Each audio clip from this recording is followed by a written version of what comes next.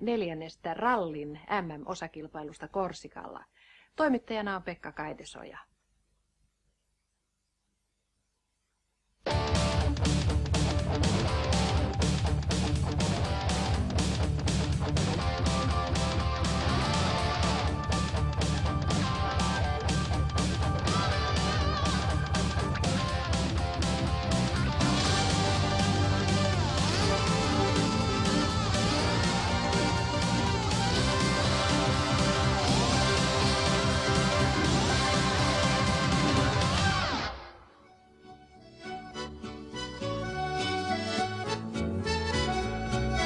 Rallin MM-sarjan 4. osakilpailu, 39. Korsikan ralli.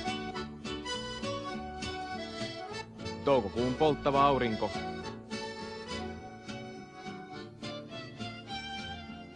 Autot seisovat Napoleonin patsaan edessä. Oli toisen ranskalaissankarin aika miettiä mahdollisuuksiaan.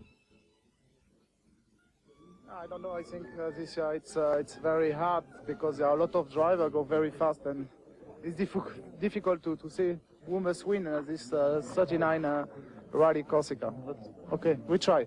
This is a rally which you have to go flat out from the first bend to the last normally. Didier knows very well the island. Didier knows very well the rhythm of the rally. But I think last year was not as easy as look in the final result. For me, it's a good pleasure to be at the start of this event, and also I think the car can be very, very fast here because I won in '93, and I have the good feeling at the start for sure.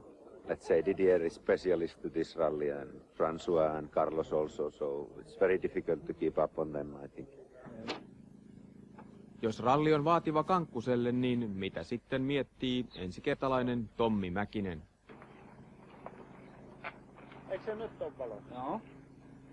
No mä näkisin suurimman riskin siinä nyt, että niin meillä oli aika lyhyt harjoitusaika 7 päivää vaan, ja niin kuin se on nyt tänä vuonna sääntö, niin mä kun eka kertaa täällä, niin oikeastaan 1-2 päivää kun olisi ollut lisää, niin mä olisin kerennyt varmistaa vielä kerran kaikki läpi uudelleen, kun on käynyt niin olisi toisen kerran voinut käydä, mutta kyllä me melkein nyt saatiin kaikki, ettei sinne jäänyt kuin muutama erikoiskoe, mihin se ei keretty kuin kerran käymään. Mäkisen huolen ymmärtää, sillä miehen oppi-isä on ynnännyt, mitä Korsikan ralli vaatii. Viime vuonna laskettiin Niken kanssa, niin 9000 mutkaa täällä on ja 30 000 kertaa joutui vaihtamaan kisa-aikana. Et siinä on suunnilleen tietoja, mitä on. Et aika vaativa kilpailu, koska tosiaan pätkät on tosi mutkaisia. Kuinka monta kurvaa nuosta voi muistaa ulkoa? No kyllä niistä aika paljon muistaa, mutta tietysti ne on kaikki niin samantyyppisiä, että kyllä nuotti pitää olla, että minkälaisia ne on. Joku Didier sanoi, että hän muistaa 99% ulkoa, mutta mä en varmaan muista kuin 40. Maailmanmestari Didier Oriol lähti siis hyvistä asemista tavoittelemaan 6. Korsikan voittoa.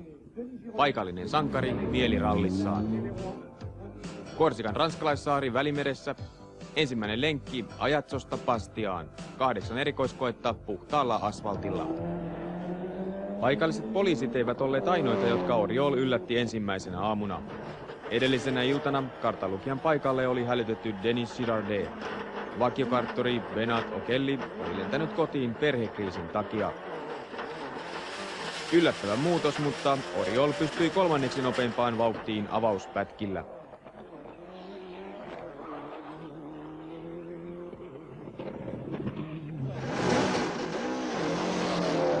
MM-sarjaa johtava Carlos Sainz oli vähemmän onnellinen.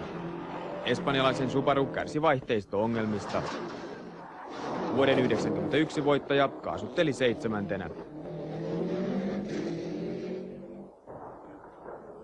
Ranskalaisten toinen suuri toivo François Delecourt otti lentävän lähdön, avauspätkän nopein. Delecourt juhli Korsikalla vuonna 1993, nyt tähtäimessä toinen voitto kartanlukijanaan Catherine Francois.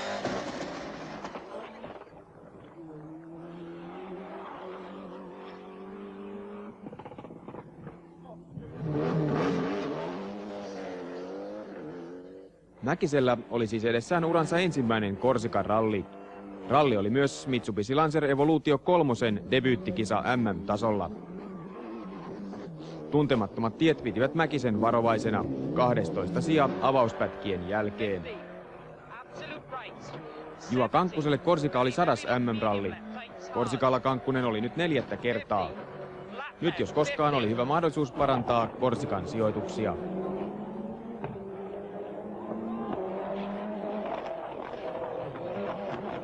Mutta ongelmia tuli jo 2 erikoiskokeen jälkeen. Huollossa riitti töitä. Autotin oikea takakulma oli pahasti rutussa. Mitä siellä oikein tapahtui?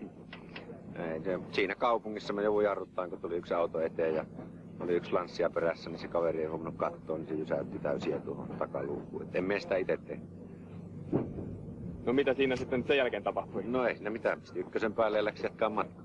Ei meillä ollut aikaa siinä, kun meillä oli siirtymä 3, niin ei siinä jäänyt yhtään aikaa, niin ei siinä kerennyt jäädä ihmettelemään. Satrio jäi siihen sitä selvittää sitä. Kankkunen oli 5. alkupätkien jälkeen. Subarun Colin McRae, mutta tämä ei ollut ralli häninkään makuunsa. Kuuma, vaativa taistelu miehen ja koneen välillä. Kotti ei ollut tyytyväinen autonsa tehoon, mutta silti 4. tila.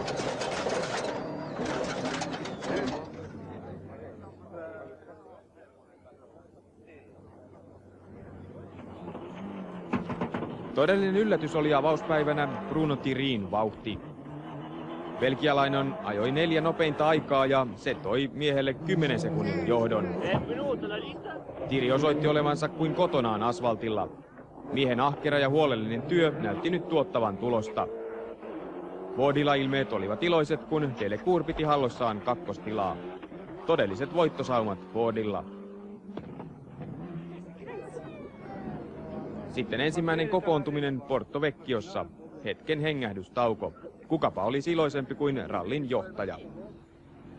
You know, it is the first time on my life to be in the leading.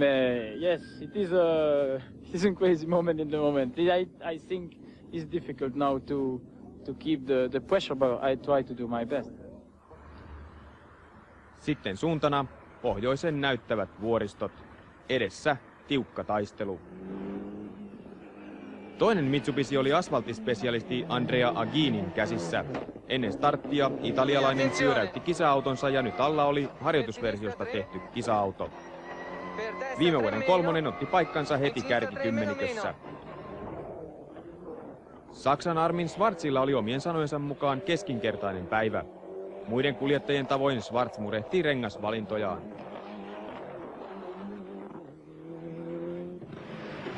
Italian mestari Piero Liatti kulki myös kärkinimien joukossa. Tyypillinen italialaistapa pujotella serpentiiniteillä. Ranskan kansallinen mestari Patrick Bernardini on syntyjään korsikalainen. Niinpä saaren tiet ovat hyvin miehen muistissa. 3. Ford 10 parhaan joukossa. Yksikään ranskalaisralli ei selviä ilman pikkusolmuja. Tässä Isolde Holderried ja Tina Turner osallisina. Kaksikko tavoitteli N-ryhmän ja naisten mestaruutta.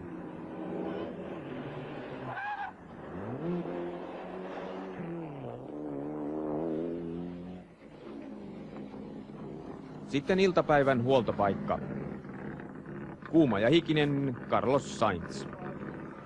MM-sarjan johtonimi moitiskeli edelleen Subarunsa jousitusta.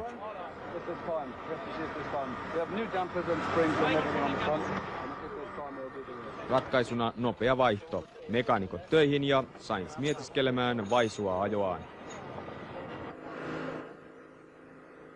Fordilla ei tällaisia ongelmia ollut. Rutiinina tehtiin renkaiden vaihto. Thiri ei ollut uskoa vieläkään onneaan. Sitten Sainz ja Moja lopultakin pätkälle.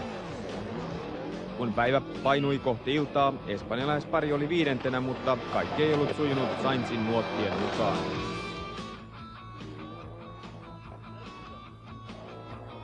Mäkisen talikaveri Aghini viihtyi asfalttikiemuroissa. Vauhti oli huimaa, tuloksena 4. tila.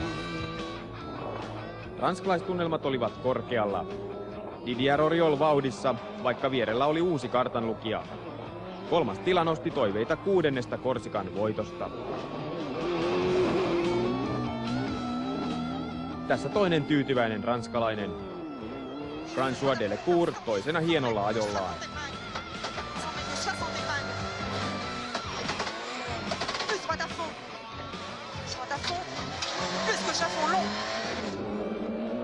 Mutta kukaan ei pystynyt uhkaamaan Bruno Thierryä. 29-vuotias Ford-kuljettaja ajoi 5 erikoiskokeella 8 nopeimman ajan. Ensimmäistä kertaa MM-rallin johdossa Thierry oli hämmentynyt. Yes, I'm very happy to be in the lead now in Bastia after the first leg.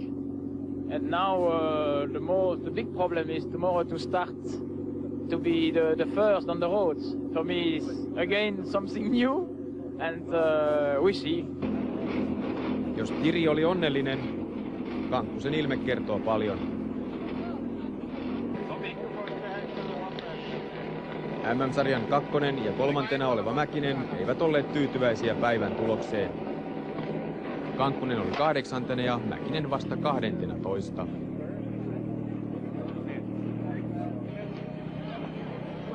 Bastiassa ihmiset kerääntyvät kaupungin torille katsomaan MM-sarjan kuljettajia.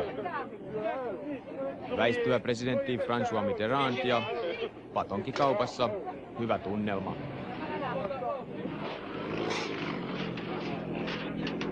Ennen kuin autot ajetaan Parc Fermé-alueelle, tekevät pian tuomarit omat tarkistuksensa. Autojen on oltava sääntöjen mukaiset.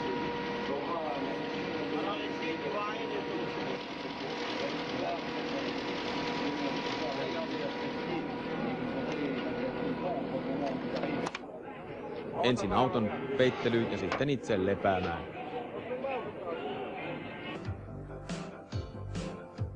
Korsikan auringonlaskeessa tilanne näytti tältä. Thierryllä 6 sekunnin johto ennen tallikaveri Delecouria. Sitten Auriol, suomalaiset 8. ja 12. Toinen päivä Bastiasta Calviin, 6 uutta erikoiskoetta saaren pohjoisosassa.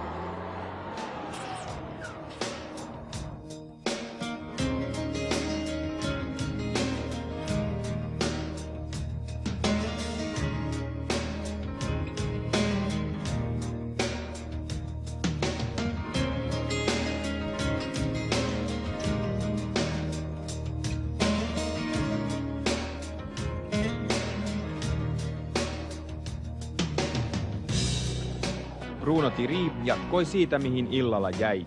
10 sekunnin pohjat ensimmäisellä pätkällä ja muut olivat ihmeissään.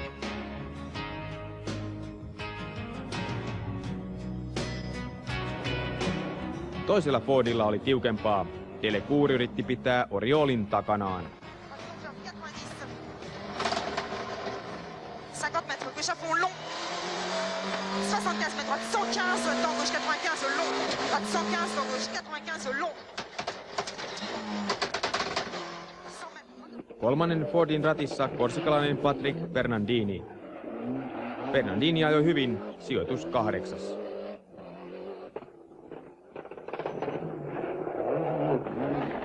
Mutta Korsikan teiden kuningas oli valmiina ja odotti. Auriol ajoi raivoisasti 3.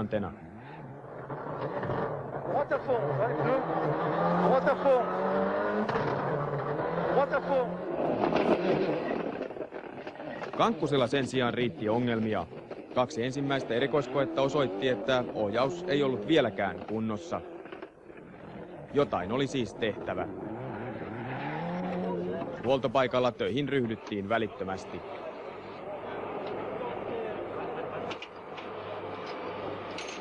Juha, joko ohjaustehosongelmat ovat takana? Ei, ne nyt yrittää just sitä vaihtaa. Että toivottavasti tämän jälkeen on, mutta tässä on vähänlaisesti aikaa, et en tiedä kerkeikö ne vaihtaa sitä, mutta yrittää ainakin. Mekaanikot paiskivat töitä hartiavoimin. Mutta 20 minuutin huoltoaika tuntui valuvan käsistä.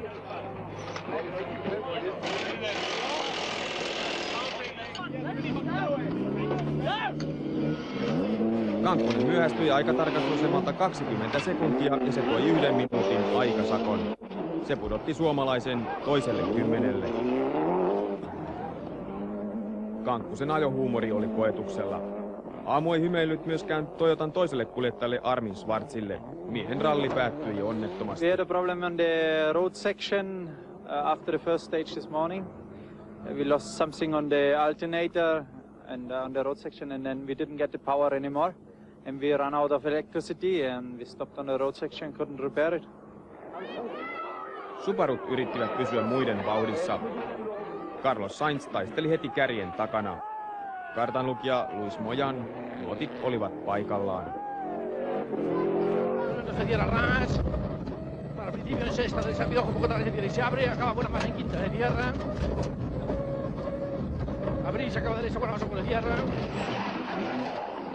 Italian Piero Liatti taiteili myös taidolla. Liatti teki pohjat erikoiskoe 12, jolla mittaa oli 31 kilometriä. Miehen meno oli näyttävää. Rallin puolivälissä Subarut eivät olleet antaneet vielä periksi. We're trying new things all the time. We're beginning to learn a little bit, trying to work out where they're quicker and why we're not so quick in some places. And we're changing some things on Carlos's car now. And they're changing a couple of bits on Colin's. So still, as you say, it's halfway through. Let's see what happens. Colin McRae hoiti omaa osuuttaan hankkiakseen mahdollisimman paljon pisteitä. Scottilla oli huolia jarrujen kanssa, mutta 7. sija säilyi. Aginin Mitsubishi kärsi epätasapainosta. Auton jousitussäädöt olivat pielessä ja mies putosi 2 sijaa 6. Sinistra 3, per destra 3 sporca, attenzione. Mäkisellä oli vain yksi tie ylöspäin. Toisen päivän vauhti nosti ensikertalaisen 10 joukkoon, mutta vaikeaa oli, kuten suomalaisilla yleensä Korsikalla. Nyt tuntui kuitenkin rytmikin jo löytyvän. Pitkä oikeeri miinus, heti vasen nopee. Pitkä oikeeri miinus, pitkä vasen eri, 70. Minun pitkä oikeeri, miinus kiristyy ja vasen eri. It's getting better slowly and slowly. Today has been very much better than yesterday because I have some kind of idea how I should to drive here, and it's been easier. Ralli on yhteistyötä, oli sitten kyseessä johtonimi Bruno Thierry ja Stefan Brevoort tai Kankkunen ja Niki Christ. On our first run through a stage, Juha dictates the notes to me. I take it down in my own shorthand, and then every other time from there on I just read back to him. And we just make any alterations that are needed. 50, very long K right, opens to long medium right. 40, long bad left. For sure, if you get car sick, I mean, there's no way you can be a co-driver, that's sure. The temperature in the car, the braking to and froing, but I mean, your concentration has to be on the notes, because one missed call or one misheard call, and it could be all over. And long medium left, and very long fast right to crest. I have a lot of trust in each other. I mean, I trust him a lot, obviously, because he's driving, and also he's trusting me, because what I'm telling him is what he's driving. Turn hairpin right, tight. Jotta maailmanmestareita Suomeen syntyisi lisää, on Autourheilun kansallisen keskusliiton koulutusprojekti hyvässä vauhdissa. Tällä kertaa Ilkka Kivimäen opissa Korsikalla oli nuori kuljettaja Ari Mökkönen. Kaksikko ajoi kelinuotteja Tommi Mäkiselle ja Seppo Harjanteelle. En olisi uskonut, kyllä ne ojat on, Montessa on käyty, mutta kyllä tuolla vielä syvemmät ojat löytyy kyllä täältä saarelta. Tämä on suomalaisille perinteisesti vaikea ralli. Mikä oli sinun tuntumasi noihin teihin?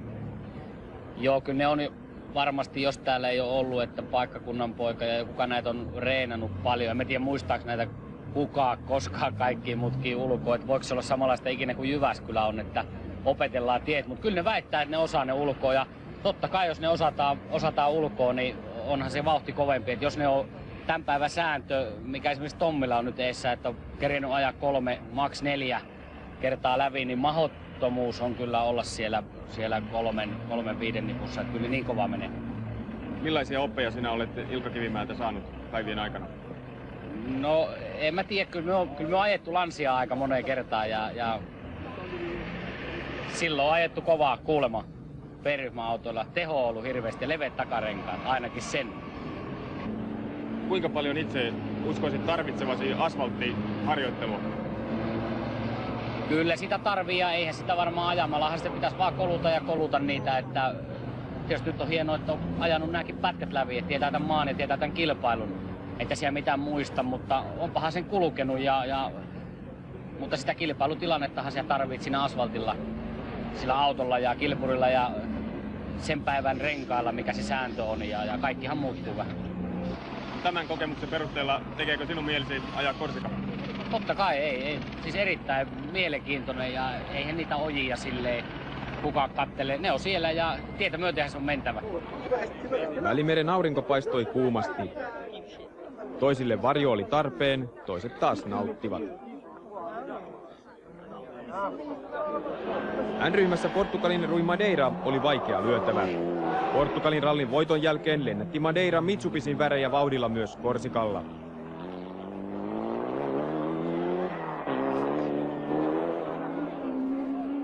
Renault Cliot hallitsivat jälleen kaksivetoisten luokkaa. Ranskalaisautot olivat kuin tehtyjä saaren asfaltille ja kotiyleisö sai nauttia menosta. Tässä toinen tarkastelukulma Korsikaan. Luodinreikien puhkomat liikennemerkit kertovat omaa kieltään saaren ongelmista. Korsikalla on toimiva ja aktiivinen nationalistinen liike. Rallin aikana sattui useita pommiräjähdyksiä, mutta itse ralli sai jatkua rauhassa.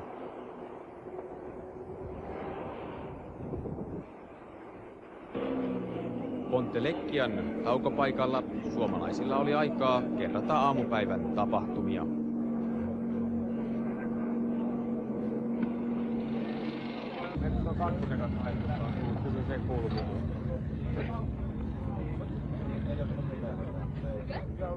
No, rallihaara. No niin. Otitko 4-2 vai 2-2?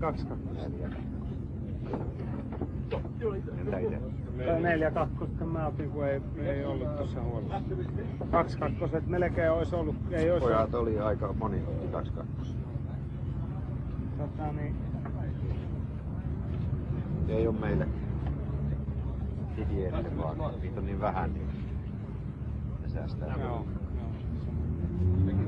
Sama juttu. Vähän tuli turpiin noin pari viimeistä, kun perkeleen jarrut oli vähän ollut. Se on oikein pysää. Ei oikein pysää. Mikä se vähän auttaa, jos jarrut on? Toinen pätkä se huollon jälkeen se eka, niin mennä se ekan mutkasta vetää leveäksi, kun painoi jarrua, niin takapyörät vaan lukkoja, ei yhtään. Vähän sääkäyttöä. Eikö se ole hyvää, kun kässärillä vaan on vähän vekeä? Vähän sääkäyttöä oli vikaan. Ei. Vähän nyt palaat vai? Mitä sillä nyt on? Sillä nyt ei ole mitään väliä missään. Tommi, meinaatko ottaa Juhankin 30 sekuntia eroa? Ei tässä nyt ainakaan kannata viimeisellä kannata.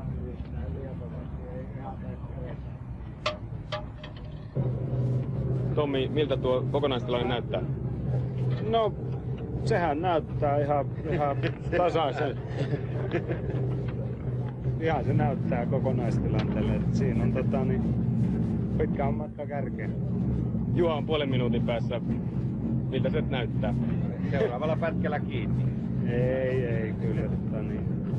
Tuntuu Juhakin sen verran rattia kääntävän kovasti, että ei tässä nyt auta lähteä hosumaan. Täällähän ne menee. Pyritkö kiristämään vauhtia niin, että pääsit Juhan tuntumaan?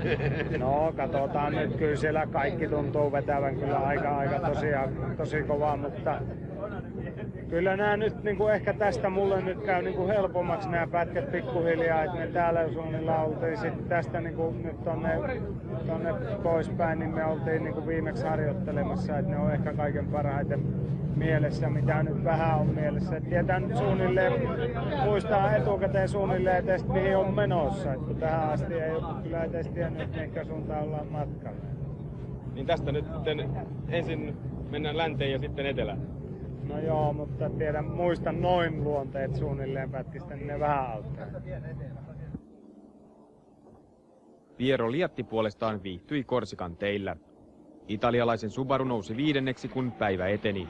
Siinä riittävä syy italialaisfanien riemulle.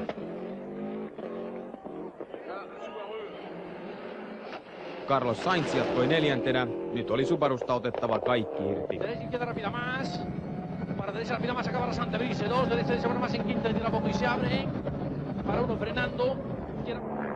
Ranskan värit ja Toyota. Didier Oriol piti paikallistunnelmat huipussaan. Auto kulki ja Oriol saavutti Delecouria. Oriol katsoi myös yhtä sijaa eteenpäin. Thierry oli tähtäimessä. Kakkosijalla Delecouria hidastivat vaihdelaatikko-ongelmat.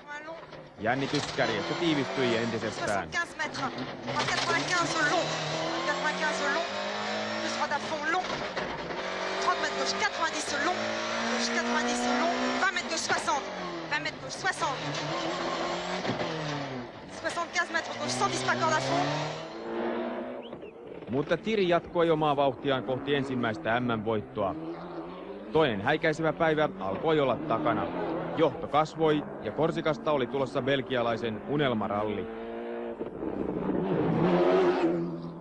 Bruno, congratulations, still ahead of the game. Yes, the problem is we have to check the times from DJ Oriol because he pushed very hard behind me, but now we was 3 seconds faster than him now in the last one, and it's good for the confidence for tomorrow. Toisen päivän päättyessä Kalvissa Thierry johti 35 sekunnin turvin, sitten Delecour, josta Oriol vain 2 sekuntia perässä, Kankkunen 9., Mäkinen 10. Kolmas viimeinen päivä, 8 erikoiskoetta pitkin saaren länsirannikkoa Ajaczoon. Tulisiko Thierryn unelmasta totta?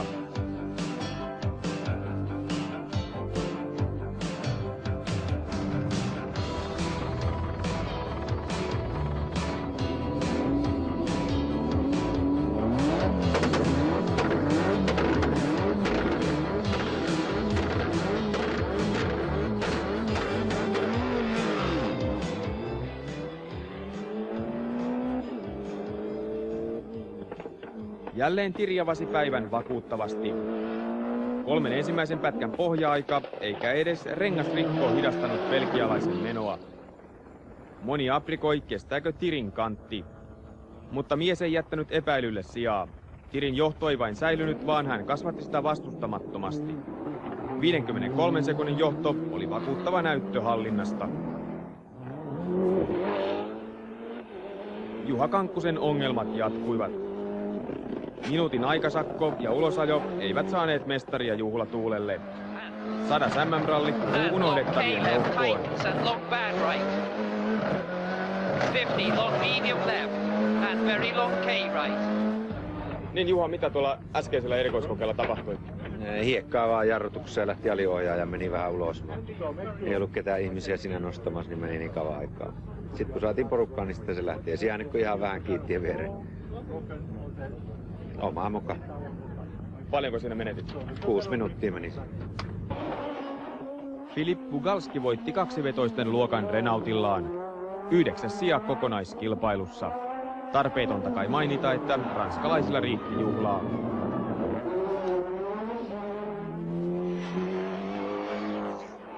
Tommi Mäkinen kävi kovan henkisen taistelun.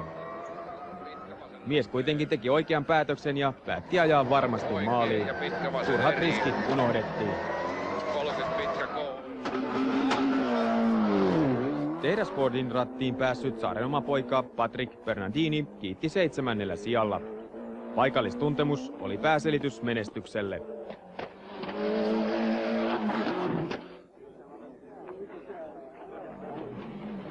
Piero Liatti, Subaru numero 6 ja 6. sija. Tallikaveri McRae nousi ohi viimeisenä päivänä ja hankki 5. tilan. Kuuliainen suoritus tallin kolmoskuljettajalta. Viimeinen päivä puolivälissä ja Ford Ladyssä kaikki kunnossa. Yeah, it's quite good in the moment. I have a good feeling with the car. We push very hard in the moment, and we are quite happy in the moment. Toyotalta löytyy tuttu aurinkolasimies. Pystyykö Oriol nousemaan voittoon? No, Bruno, I think it's impossible now, but just trying to stay in the second place, I think it's enough. Mitsubishi oli tyytyväinen uuden auton tulokseen. We weren't under any illusions whatsoever. Corsica was going to be difficult for us, even with the new car. And with Tommy, who has never been here before, I mean, this is shown in these times, but he's done very well. But we're pleased with the car and the way Andrea's gone, and, we're happy at the moment. Portugalilainen Rui Madeira oli syystä tyytyväinen. N-ryhmän voitto toisen kerran peräkkäin Mitsubishille. Surprise for us, leader in the Corsica, because it's a rally very difficult. And for us it's our first time and more difficulties. Sirillä takana Baleonen tauko, edessä 3 erikoiskoetta ja sitten maali. Kuljettajilla oli hetki aikaa hengähtää ennen viimeistä rutistusta.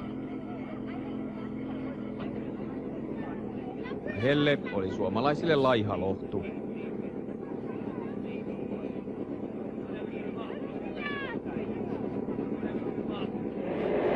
Olin McRae onnistui tavoitteessaan hankkia pisteitä. 5. sija, kiitos Liattin. McRae elättelee yhä toiveita MM-sarjassa. Upeat rantamaisemat jäivät kuljettajilta huomaamatta.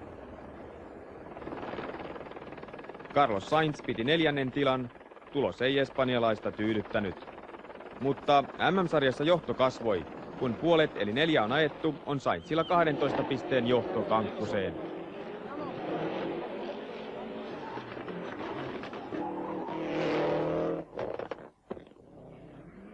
Aghini osoitti olevansa mainostettu asfalttispesialisti. Toisen kerran peräkkäin Korsikan 3.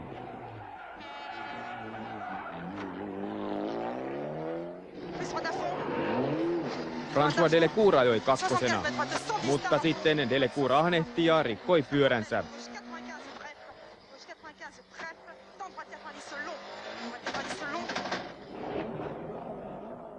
Oriol meni saman tien menojaan ja tavoitteli jo Tirin johtopaikkaa.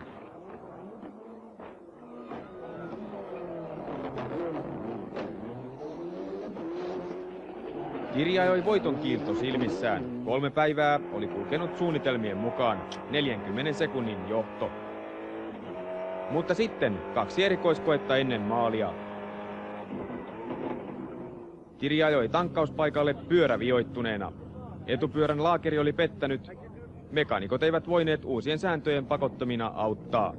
Mies taisteli, mutta turhaan. It was not really a service, it was a refueling, and for the mechanics it was not possible to change the parts. And I tried to repair by myself, but it was not possible. For the mechanics it was not possible to change the parts. And I think it was, for them it was only, for sure, only 10 minutes to change this part. And now it was not possible for us to keep the lead, and now we are out the race. Ralli voi olla raakaa urheilua. Tirin epäonni oli Oriolin onni. Ranskalainen otti historiallisen 6. voittonsa Korsikan saarella. Viime hetken kartanlukijan vaihdos, silti maailmanmestari otti voiton kotiin.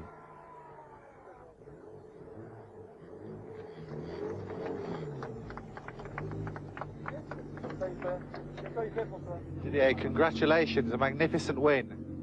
Thank you. It's sure it's not easy rally. I think the strong man is Bruno Thierry, but okay, that's life. It's a rally. It's difficult for him, but sometimes some year before I lost some rally and I am leader, so it's life. This is your 6th time. Is it as sweet as your first time? Okay, it's always something different, but here I am really happy because it's the first victory of the Celica GT4. Tommi Mäkinen onnistui tavoitteessaan tuoda auto ehjänä maaliin. Tommi, ensikertalainen tämä taisi olla kova ralli. Kyllä täytyy myöntää, että kyllä ihan tiukka oli kisa. Täytyy sanoa, että ihan tyytyväinen täytyy olla, että pääsit edes läpi. Sanoiko Seppo, että nyt oli eka kerta, kun ne on 4 kertaa aikaisemmin yritti ja ei sitä pääsi niin läpi.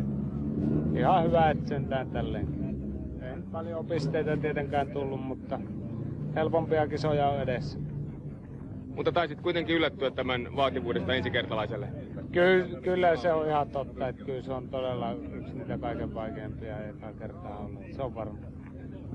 kävikö luonnolle, kun Agini oli jatkuvasti nopeampi? Ei missään nimessä, ei tietenkään, koska niin Aginilla on hyvä kokemus täältä, se on ollut 5 kertaa jo täällä aikaisemmin, niin kyllä se on ihan selvää, että se on niin kuin helppo ajaa. Tämän jälkeen siirrytään Uuteen-Seelantiin ja Australiaan ja se taitaa olla huomattavasti mukavampi paikka. No joo, mun täytyy myöntää se eduksen, niin siellä taas mä oon 2 kertaa aikaisemmin ollut, että se on kyllä ihan totta, että se on helpompi olosuhde. Mitä odotat siellä? No kyllä, siellä pitää lähteä voitosta ajaa, se on ihan selvä. Silloin tuo 5. sija nyt MM-sarjassa sitten nousee jälleen 3 joukkoa. Niin, toivotaan näin, että sitten ollaan taas mitallijahdissa mukana. Oriolin voittomarginaali 15 sekuntia, Delecourt 2. ja Agini 3. Sitten Subarut, Mäkinen 8. ja Kankkunen 10. MM-sarjassa Sainz kasvatti johtonsa 12 pisteeseen ennen Kankkusta. Mäkinen on 5. Mitsubishi johtaa valmistajien sarjaa, Toyota on tiukassa tuntumassa. Tämä ralli ei muutenkaan ole sinun kohdalla nyt sujunut kovinkaan onnellisissa merkeissä. No ei oikein kyllä natsannut. Ei ollut muuta kuin vastusta, mutta se on välillä tällaista. Mutta jo MM-ralli siirtyy nyt Uuteen-Seelantiin ja Australiaan, ne taitavat sinulle olla sitten mieluisampia paikkoja. No on joo, kyllä ne paljon parempia. Tää on vähän tämmöinen. Nyt sinulla ei ole varaa enää menettää yhtään osakilpailua. No ei joo, kyllä tää on niinku, tästä tuli nyt se 0 kisa sitten.